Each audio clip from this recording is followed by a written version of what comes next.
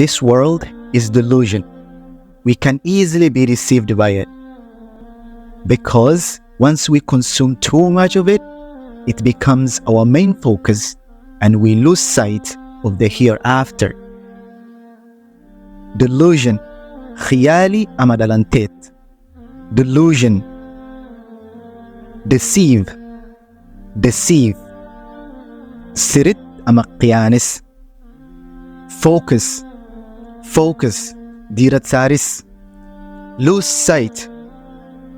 sight, indhabeelis ama aad arki weyso. Hereafter, aakhiro. Hereafter.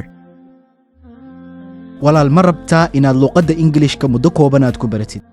fadlan booqo somalingo.com ama nagala soo xiriir WhatsApp numberkeena oo halkan hoose aad uga jeedaan.